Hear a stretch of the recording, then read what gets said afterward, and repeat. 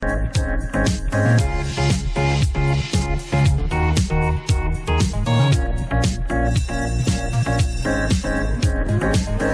વિદ્યાર્થી મિત્રો, આપણે આગળના લેક્ચરમાં જોયું કે એમાઇન સંયોજનો એટલે કે નાઇટ્રોજન યુક્ત કાર્બનિક સંયોજનો અને એના ક્રિયાશીલ સમૂહો જોયા. કેટલા ક્રિયાશીલ સમૂહો જોયા હતા? 5 ક્રિયાશીલ સમૂહો જોયા હતા. અને એ ક્રિયાશીલ સમૂહના આધારે આપણે કાર્બન અને નાઇટ્રોજન બંધ ધરાવતા હોય એવા સંયોજનોના સામાન્ય નામ અને એના થોડાક ઉદાહરણ જોયા હતા, જેથી કરીને તમે એના વધારે ઉદાહરણ તમારી જાતે પ્રેક્ટિસ કરીને તૈયાર કરી શકો. હવે પછીનો ટોપિક આવે છે એમાઇન સંયોજનો કોને કહેવાય અને એમાઇન વર્ગના સંયોજનોમાં મુખ્યત્વે કયા કયા તત્વો આવેલા હોય છે. તો કે એમાઇન સંયોજનો, તો કે આપણા ચેપ્ટરનું ટાઇટલ શું છે? એમાઇન સંયોજનો. તો તમને ખ્યાલ આવી જવો જોઈએ, આગળના લેક્ચરમાં ભણી ગયા કે એમાઇન સંયોજનો એટલે કે એમાઇન સંયોજનો કોને કહેવાય? તો કે એક આપણે લઈ લઈએ એમોનિયા, NH3. શું લીધું? Ammonia, NH3. હવે NH3 નું શું કરવાનું? તો કે એમાંથી એક હાઇડ્રોજનનું વિસ્થાપન કરવાનું. એક હાઇડ્રોજનનું વિસ્થાપન, એક હાઇડ્રોજનનું વિસ્થાપન. NH3 છે એમોનિયા, એમાંથી શું કર્યું? એક હાઇડ્રોજન દૂર કર્યો. પણ કોના દ્વારા દૂર કર્યો? તો કે આલ્કાઇલ અથવા તો એરાઇલ. આલ્કાઇલ અથવા તો એરાઇલ સમૂહ, આલ્કાઇલ અથવા તો એરાઇલ હાઇડ્રોકાર્બન સમૂહ. કોની સાથે? એમોનિયા. એમોનિયામાંથી શું થયું? એક હાઇડ્રોજનનું વિસ્થાપન થયું. તો એક હાઇડ્રોજનનું વિસ્થાપન થયું તો આપણને શું મળે? એમાઇન સંયોજન. શું મળે? એમાઇન સંયોજન. તો કે એક હાઇડ્રોજનના વિસ્થાપનથી શું મળે? એમાઇન સંયોજન RNH2. જો અહીંયા આપણે શું લીધું? પહેલા લીધું R. શું લીધો? R એટલે કે આલ્કાઇલ. શું લીધું? આલ્કાઇલ. આલ્કાઇલ. આલ્કાઇલ નું શું કર્યું? એમોનિયા સાથે પ્રક્રિયા કરી અને એમોનિયામાંથી શું થયું? એક હાઇડ્રોજન દૂર થયો. એક હાઇડ્રોજન દૂર થયો તો આપણને શું મળ્યું? RNH2. એક હાઇડ્રોજન દૂર થયો અને એની જગ્યાએ આલ્કાઇલ એટલે કે R સમૂહ જોડાઈ ગયો. એટલે આપણને અહીંયા શું મળ્યું? Alkyl amine. હવે એવી જ રીતના આલ્કાઇલ તમારે ન લેવું હોય તો કાઈ નહીં, શું લઈ લેવાનું? એરોમેટિક એટલે કે એરાઇલ. એટલે શું મળે? એમાંથી ને પણ એક હાઇડ્રોજન દૂર થાય તો એરાઇલ એમાઇન. Aryl amine. જોવો એમાઇન સંયોજનો કોને કહેવાય? તો કે એમોનિયામાં રહેલા એક હાઇડ્રોજનનું વિસ્થાપન આલ્કાઇલ અથવા તો એરાઇલ સમૂહ. આલ્કાઇલ અથવા તો એરાઇલ. આલ્કાઇલ અથવા એરાઇલ સમૂહ.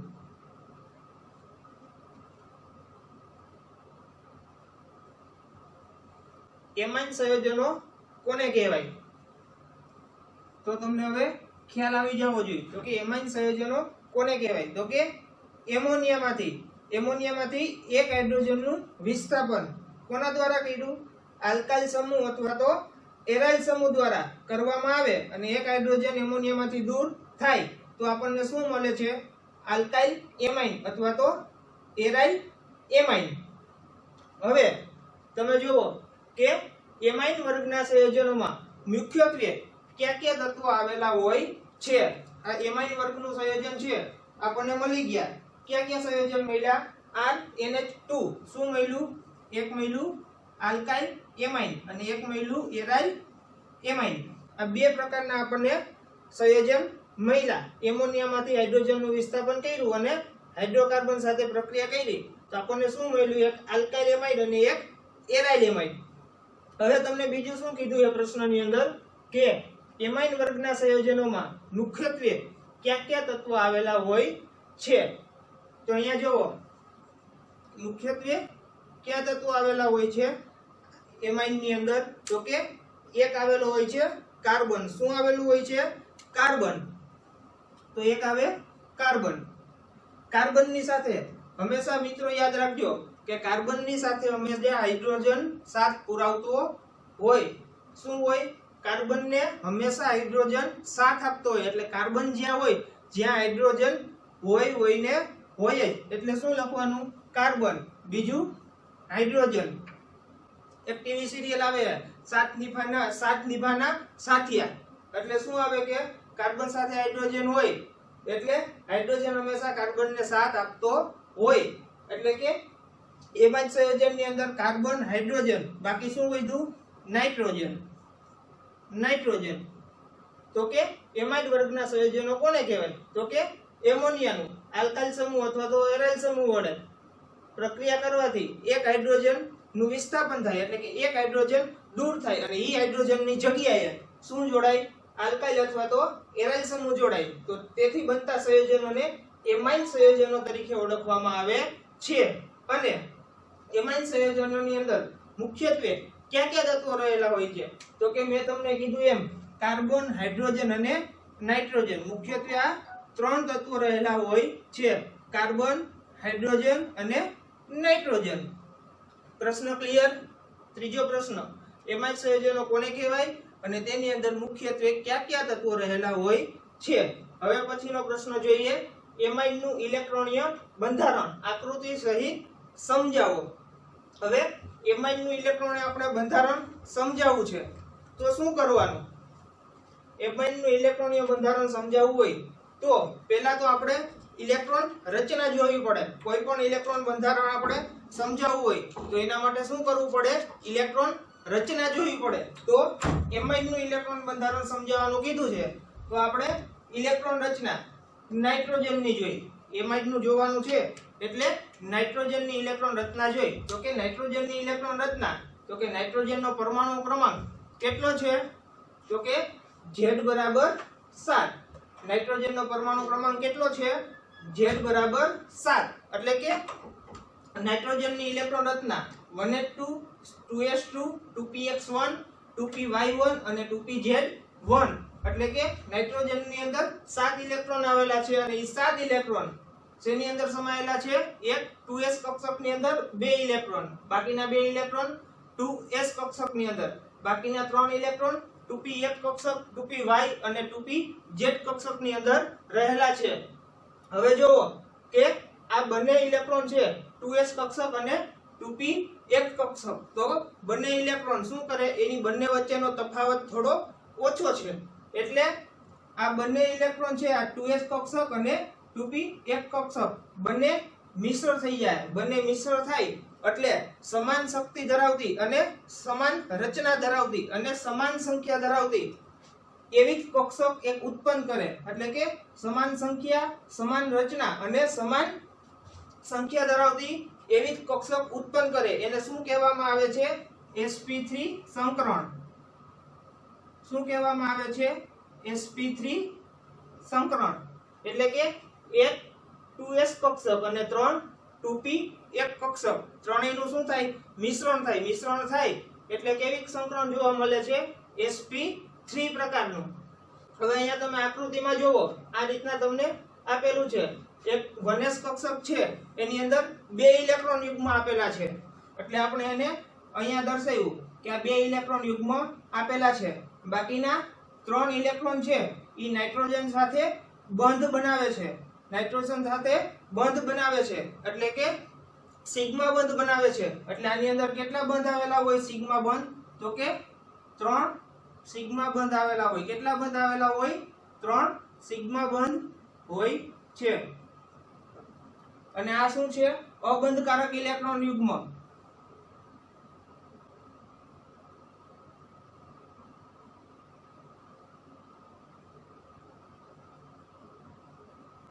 અબંધકારક ઇલેક્ટ્રોન યુગ્મ.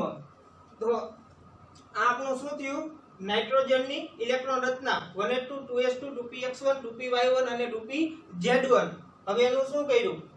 તો કે બંને કક્ષકો મિશ્રણ થાય એટલે કે શું કામે? તો કે 2s કક્ષક અને 2p કક્ષક વચ્ચેનો તફાવત થોડો ઓછો હોય એના કારણે શું થાય કે બંને કક્ષકો મિશ્રણ થઈ અને સમાન સંખ્યા, સમાન રચના અને સમાન આકાર ધરાવતી એક કક્ષક ઉત્પન્ન કરે અને મિશ્રણ થાય તો એની અંદર કેવા પ્રકારનું સંકરણ થાય? sp3 પ્રકારનું. અને આ અબંધકારક ઇલેક્ટ્રોન યુગ્મને આપણે ધ્યાનમાં લેવામાં આવતો નથી. એવી રીતના મિશ્રણ થાય એટલે ત્રણેય ઇલેક્ટ્રોન નાઇટ્રોજન સાથે એક એક બોન્ડ પેર બનાવે. બોન્ડ પેર બનાવે એટલે કે 3 સિગ્મા બંધ આવેલા હોય છે. હવે એની ઉપરથી આપણે જોઈએ કે એમોનિયાનું બંધારણ આપણે જોવાનું છે કે એમોનિયાની અંદર હવે કઈ રીતના સંકરણ થતું હશે. તો એમોનિયાની અંદર તો એની અંદર 3 હાઇડ્રોજન આવેલા છે. નાઇટ્રોજન તો અહીંયા છે. હવે એમોનિયાની અંદર 3 હાઇડ્રોજન આવેલા છે. 3 હાઇડ્રોજન આવેલા છે તો હાઇડ્રોજનની ઇલેક્ટ્રોન રચના કેટલી છે? 1s1. હાઇડ્રોજનની ઇલેક્ટ્રોન રચના કેટલી છે? 1s1. શું કામે? તો કે હાઇડ્રોજન એનો પરમાણુ ક્રમાંક કેટલો છે? 1 છે. અને એ કેટલામાં નંબરનું તત્વ છે? પહેલા નંબરનું તત્વ છે. એટલે એની ઇલેક્ટ્રોન રચના 1s1. એટલે કે 3 હાઇડ્રોજન. એમોનિયાની અંદર કેટલા હાઇડ્રોજન આપેલા છે? 3 હાઇડ્રોજન. 3 હાઇડ્રોજન છે એટલે શું કરશે? એ ત્રણેય હાઇડ્રોજન આ રીતના નાઇટ્રોજનના ઇલેક્ટ્રોન યુગ્મ સાથે એક એક બંધ બનાવશે. નાઇટ્રોજનના ઇલેક્ટ્રોન યુગ્મ સાથે એક એક બંધ બનાવશે. શું કરશે કે 3 હાઇડ્રોજન છે એ નાઇટ્રોજનના એક એક ઇલેક્ટ્રોન યુગ્મ સાથે બંધ બનાવશે. એટલે શું થાય? અહીંયા હાઇડ્રોજન અને અહીંયા પણ હાઇડ્રોજન. NH3. તો કે એમોનિયાનું બંધારણ કેવું હોય?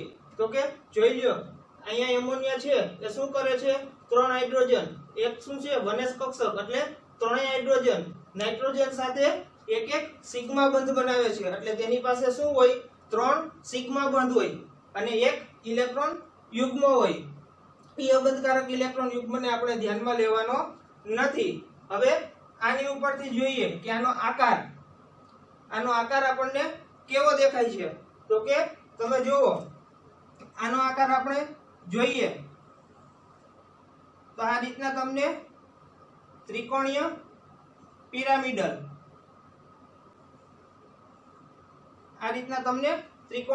પિરામિડલ જેવો આકાર દેખાય.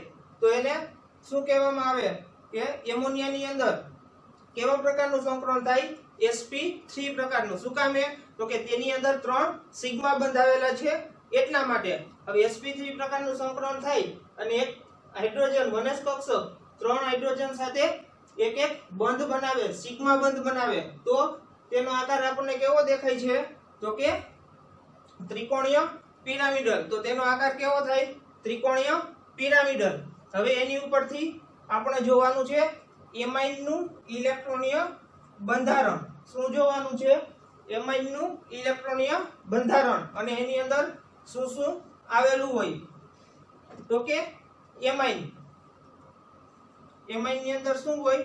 નાઇટ્રોજન. હવે એની અંદર તમને આપેલું હોય કે હાઇડ્રોજન નથી લેવાનો, એની સાથે કોઈ પણ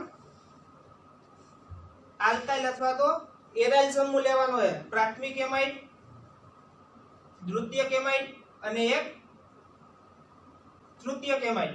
એટલે પ્રાથમિક એમાઇડને મેં શું કર્યું? R વડે દર્શાવ્યો, દ્વિતીયક એમાઇડને R ડેશ વડે અને તૃતીયક એમાઇડને R ડબલ ડેશ. એની ઉપર નાઇટ્રોજન ઉપર શું આવેલું હોય છે? 2 અબંધકારક ઇલેક્ટ્રોન યુગ્મ આવેલા હોય છે. 2 અબંધકારક ઇલેક્ટ્રોન યુગ્મ આવેલા હોય તો તે આની અંદર ભાગ લેતા નથી. તો આપણને પહેલા તો એ ખબર પડી જાય કે આની અંદર શું હોય. તો કે નાઇટ્રોજન છે ઈ પ્રાથમિક, દ્વિતીયક અને તૃતીયક એમાઇડ સાથે શું કરે છે? એક બોન્ડ પેર બનાવે છે. બોન્ડ પેર બનાવે એટલે કેટલા સિગ્મા બંધ જોવા મળે? 3 સિગ્મા બંધ જોવા મળે. કેટલા સિગ્મા બંધ જોવા મળે? 3.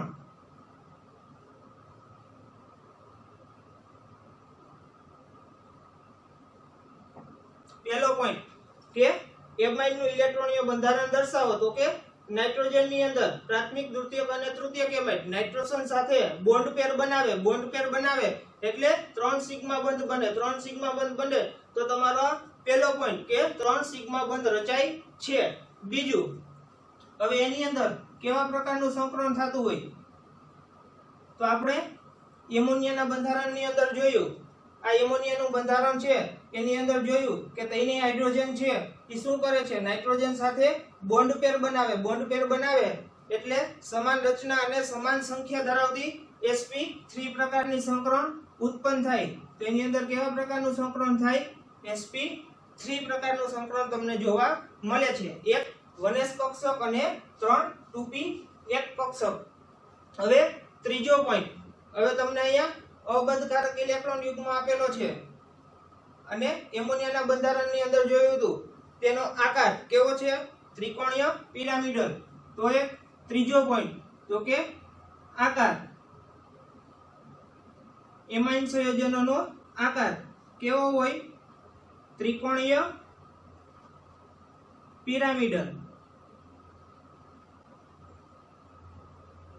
એમાઇન સંયોજનોનો આકાર ત્રિકોણીય પિરામિડલ હોય. હવે મેઇન પોઈન્ટ કે એની અંદર બંધ કોણ આવેલો હોય, શું આવેલું હોય, બંધ કોણ આવેલો હોય. તો એમોનિયાનું બંધારણ આ તમે જોયું NH3, એની અંદર બંધ કોણ કેટલો હોય, 109 અંશ અને 28 ડિગ્રી. કેટલો હોય, 109 અંશ 28 ડિગ્રી.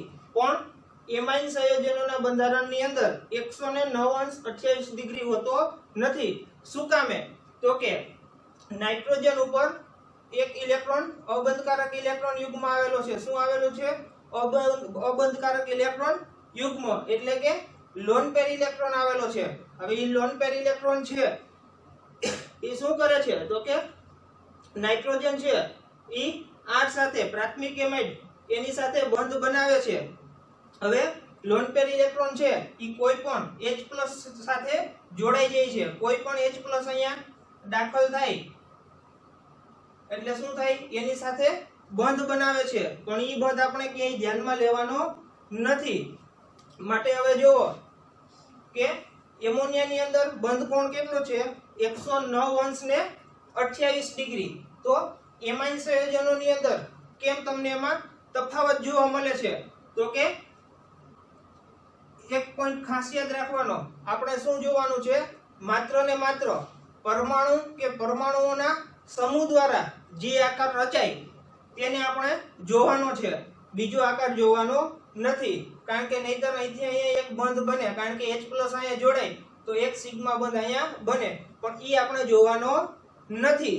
આપણે ખાલી ફક્ત ને ફક્ત શું જોવાનું છે, તો કે પરમાણુ અને પરમાણુઓના સમૂહ દ્વારા જે આકાર રચાય તેને આપણે ફોકસ કરવાનો છે. તો આપણને કેવો આકાર મળે છે, ત્રિકોણીય પિરામિડલ. હવે એનો બંધ કોણ, અહીંયા લોન પેર ઇલેક્ટ્રોન છે, પણ લોન પેર ઇલેક્ટ્રોન છે એની સાથે શું થાય, તો કે કોઈ પણ હાઇડ્રોજન H+ એની સાથે જોડાવા આવે ત્યારે એક VSEPR ના સિદ્ધાંત મુજબ, એટલે કે valence shell electron pair theory, VSPR ના સિદ્ધાંત મુજબ, એટલે કે valence shell electron pair bond theory, એને મુજબ શું થાય, આની સાથે કોઈ H+ જોડાવા આવે એટલે કે આ નાઇટ્રોજન અને આ અલ્કાઇલ સમૂહ એમાં શું થાય છે, અપાકર્ષણ બળ ઉત્પન્ન થાય. શું થાય છે, અપાકર્ષણ બળ ઉત્પન્ન થાય છે. કારણ કે નાઇટ્રોજન સાથે ઇલેક્ટ્રોન યુગ્મ અબંધકારક ઇલેક્ટ્રોન યુગ્મ છે એની સાથે કોઈ પણ હાઇડ્રોજન જોડાવા આવે તો નાઇટ્રોજન અને આડ વચ્ચે શું થાય છે, અપાકર્ષણ બળ ઉત્પન્ન થાય છે. એટલે તેનો બંધ કોણ 109.28 ડિગ્રી થી ઘટે છે. થોડો શું થાય છે, ઘટે છે. અને એ શું કામે ઘટે છે, તો કે નાઇટ્રોજન સાથે અબંધકારક ઇલેક્ટ્રોન યુગ્મ રહેલા છે અને એની સાથે કોઈ પણ હાઇડ્રોજન જોડાય તો VSPR ના સિદ્ધાંત મુજબ નાઇટ્રોજન અને R એટલે કે આલ્કાઇલ અથવા પ્રાથમિક દ્વિતીયક અથવા તો તૃતીયક એમાઇડ સાથે અપાકર્ષણ બળ ઉદ્ભવે. અપાકર્ષણ બળ ઉદ્ભવે એટલે 109.28 ડિગ્રી થી ઘટીને કેટલો થાય છે, તો કે 108 અંશ. કેટલો થાય છે, 108 અંશ.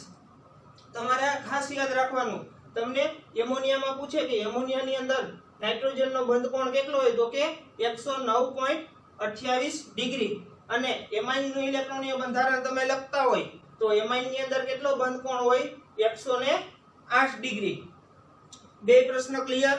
એમાઇડ સંયોજનો કોને કહેવાય અને એમાઇડ વર્ગના સંયોજનોમાં મુખ્યત્વે કયા કયા તત્વો આવેલા હોય છે તો કે એમાઇડ સંયોજનો ફરી એકવાર રિપીટ કરી દઉં કે આલ્કાઇલ અથવા તો એરાઇલ સમૂહ એમોનિયા સાથે પ્રક્રિયા કરે અને એમોનિયામાંથી એક હાઇડ્રોજન દૂર થાય અને એની જગ્યાએ શું જોડાય આર અથવા તો એરાઇલ એટલે કે આલ્કાઇલ અથવા તો એરાઇલ સમૂહ એટલે કે આલ્કાઇલ એમાઇન બને અને એક એરાઇલ એમાઇડ બને અને તેની અંદર મુખ્યત્વે કયા કયા તત્વો આવેલા હોય છે તો કે કાર્બન, હાઇડ્રોજન અને નાઇટ્રોજન. કારણ કે હાઇડ્રોકાર્બનની અંદર તમને ખબર છે કે કાર્બન અને હાઇડ્રોજન કાર્બન સાથે હંમેશા હાઇડ્રોજન સાથ આપે છે એટલે કે અમુક સિરિયલની અંદર એક સિરિયલ આવે સાથીભાના સાથિયા એની અંદર કેમ સાથ આપતા હોય એવી રીતના હંમેશા કાર્બનની સાથે હાઇડ્રોજન સાથ આપે છે અને બાકી શું વધ્યું નાઇટ્રોજન. અને આ એમાઇનનું ઇલેક્ટ્રોનીય બંધારણ એની અંદર તમારે 4 પોઈન્ટ યાદ રાખવાના. એક તો 3 સિગ્મા બંધ આવે છે એની વચ્ચે sp3 સંકરણ થાય છે. ત્રીજું આકાર એનો ત્રિકોણીય પિરામિડલ આકાર હોય છે અને એની અંદર બંધ કોણ 108 ડિગ્રી હોય છે. હવે પછી આપણે જોઈ એમાઇન સંયોજનોનું વર્ગીકરણ. તો કે એમાઇન સંયોજનો છે એનું વર્ગીકરણ પહેલા તો બે જૂથમાં થાય છે તો જોઈ લઈએ. તો કે આલ્કાઇલ એમાઇન અને બીજું છે એરાઇલ એમાઇન.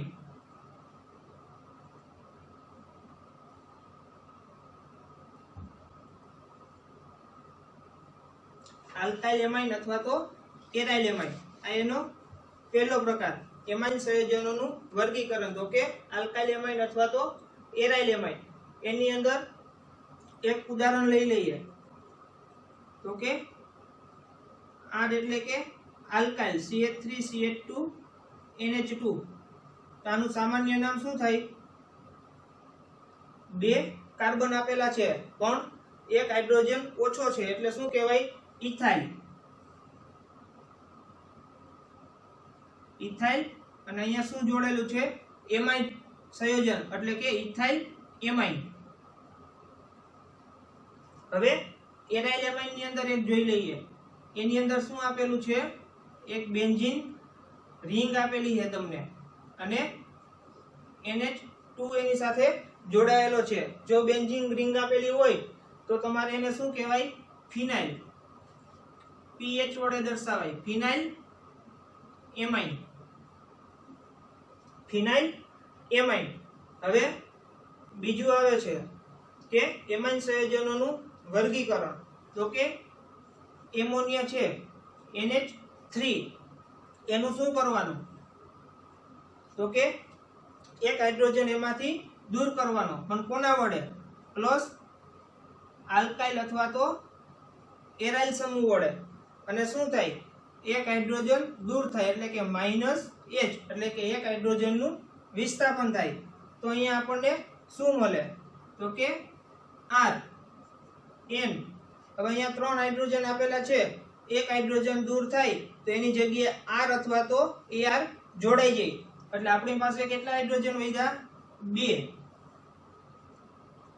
2 હાઇડ્રોજન વધ્યા. તો કે એક હાઇડ્રોજન દૂર થયો એની જગ્યાએ શું જોડાઈ ગયું?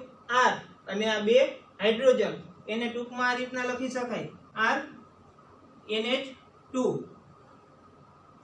R NH2 એને શું કહેવામાં આવે છે? પ્રાથમિક એમાઇન. અને શું કહેવામાં આવે છે?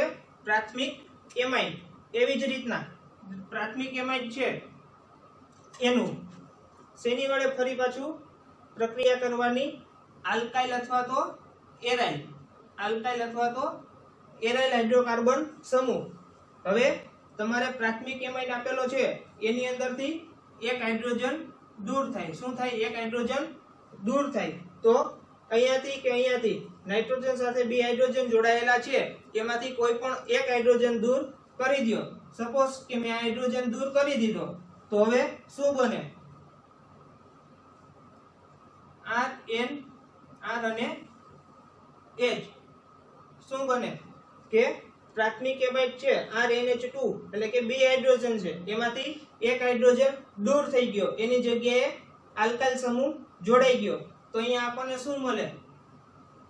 R2NH એટલે કે દ્વિતીયક એમાઇડ. હવે પછી દ્વિતીયક એમાઇડ છે એની ફરી પાછી પ્રક્રિયા કરો. શેના વડે કરવાની? તો કે એક આલ્કાઇલ અથવા તો એરાઇલ સમૂહ અને એક હાઇડ્રોજન દૂર થાય. તો આપણી પાસે દ્વિતીયક એમાઇડ છે, એમાં કેટલા હાઇડ્રોજન છે? એક હાઇડ્રોજન. એટલે ઈ હાઇડ્રોજન દૂર થાય અને એની સાથે શું જોડાય?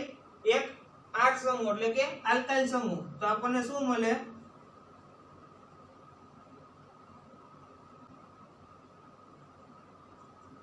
R3N. તો આને શું કહેવામાં આવે છે? તૃતીયક એમાઇડ.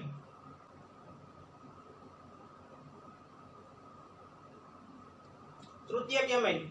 આ રીતના એમાઇડ સંયોજનોનું વર્ગીકરણ. તો કે પહેલા તો આલ્કાઇલ એમાઇડ અથવા તો એરાઇલ એમાઇડ, પછી બીજું જોઈએ તો કે એમોનિયા. એમોનિયામાંથી એક હાઇડ્રોજનનું વિસ્થાપન કર્યું એટલે કે પ્રાથમિક એમાઇડ મળ્યો. પ્રાથમિક એમાઇડમાંથી એક હાઇડ્રોજનનું વિસ્થાપન કર્યું તો બીજો દ્વિતીયક એમાઇડ, અને એમાંથી એક હાઇડ્રોજનનું વિસ્થાપન કર્યું તો તૃતીયક એમાઇડ મળે. હવે જુઓ, સપોઝ કે R ની જગ્યાએ હું CH3 લઈ લઉં. R ની જગ્યાએ એક હાઇડ્રોકાર્બન શૃંખલા લઈ લઉં, CH3 NH2. આ R છે એની જગ્યાએ મેં શું લીધું? હાઇડ્રોકાર્બન શૃંખલા એટલે કે CH3 NH2. એટલે અહીંયા શું આવ્યું? આનું નામ શું થાય? એક આપેલો છે મિથાઇલ અને એક એમિનો સમૂહ એટલે કે એમાઇન. તો નામની પાછળ શું લાગે? એમાઇન. તો આને શું કહેવાય? Methyl amine. એવી જ રીતના મિથાઇલ એમાઇડ છે. હવે અહીંયા R ની જગ્યાએ હું CH3 તો કે મિથાઇલ લઈ લઉં.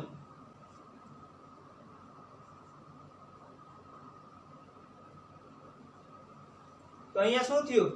બે મિથાઇલ સમૂહ આવેલા છે. તો કે બે મિથાઇલ સમૂહ આવેલા હોય તો કે ડાયમિથાઇલ. એક આવેલો હોય તો મોનો, પણ અહીંયા કેટલા મિથાઇલ આવેલા છે? બે. તો કે ડાયમિથાઇલ એમાઇડ. હવે તૃતીયક એમાઇડ. તૃતીયક એમાઇડમાં શું કર્યું? તો કે R ની જગ્યાએ CH3.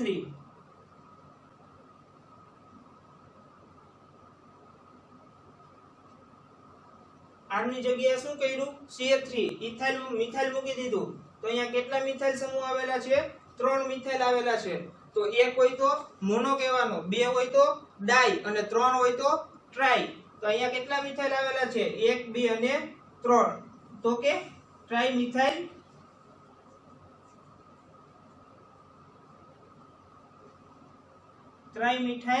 એમાઇડ. આ રીતના એમાઇન સંયોજનોનું વર્ગીકરણ. આ રીતના મેં તમને અહીંયા ઉદાહરણ લઈ લીધું. R ની જગ્યાએ મિથાઇલ લીધો. હવે તમારે સપોઝ કે R ની જગ્યાએ તમે ઇથાઇલ, પ્રોપાઇલ, બ્યુટાઇલ કોઈ પણ હાઇડ્રોકાર્બન સંયોજન લઈ શકો, અથવા તો એની જગ્યાએ બેન્ઝીન રિંગ પણ લઈ શકો.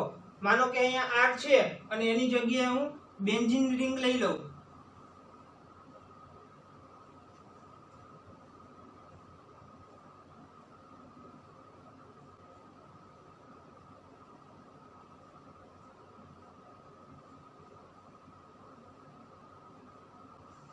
માનો કે આ તૃતીયક એમાઇડ છે. હવે આ તૃતીયક એમાઇડ છે એનું ઉદાહરણ. તો કે R ની જગ્યાએ શું લીધું? મેં એક બેન્ઝીનની રિંગ લીધી, ફિનાઇલ. એટલે અહીંયા શું થાય? 1 2 અને 3. 3 બેન્ઝીન આવેલા છે અથવા તો 3 ફિનાઇલ આવેલા છે. તો શું થાય? ટ્રાઇફિનાઇલ એમાઇડ. ટ્રાઇફિનાઇલ એમાઇડ. આનું સામાન્ય નામ શું થાય? ટ્રાઇફિનાઇલ એમાઇડ. આવી રીતના તમે R ની જગ્યાએ કોઈ પણ હાઇડ્રોકાર્બન શૃંખલા અથવા તો કોઈ પણ એરોમેટિક શૃંખલા એટલે કે બેન્ઝીન રિંગ વાળી શૃંખલા લઈ શકો અને અલગ અલગ ઉદાહરણ બનાવી શકો. હવે એક ત્રીજું આવે છે સાદા એમાઇડ.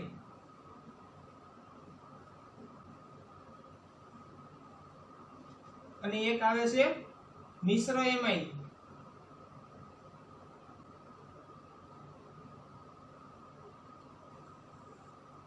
ત્રીજો પ્રકાર આવે છે એનો સાદા એમાઇન કોને કહેવાય અને મિશ્ર એમાઇન કોને કહેવાય? તો કે સાદા એમાઇન. હવે માનો કે અહીંયા R છે તો ઈ ક્યાંથી ખબર પડે? દ્વિતીયક એમાઇડ અથવા તો તૃતીયક એમાઇડ. તો કે R ની જગ્યાએ હું ખાલી CH3 લેતો હોય. શું લેતો હોય? CH3. એટલે કે અહીંયા R આપેલો છે તો એની જગ્યાએ હું CH3 લેતો હોય. આ બંને શું લીધું? મેં મિથાઇલ લીધું.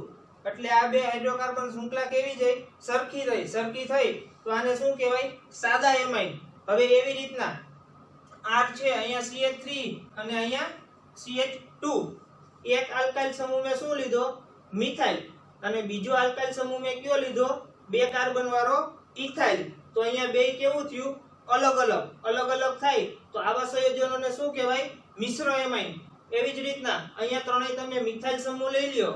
જેમ કે મેં અહીંયા 3 3 બેન્ઝીન રિંગ લીધી એક સરખી, તો આને શું કહેવાય? સાદા એમાઇન. આને શું કહેવાય? સાદા એમાઇન.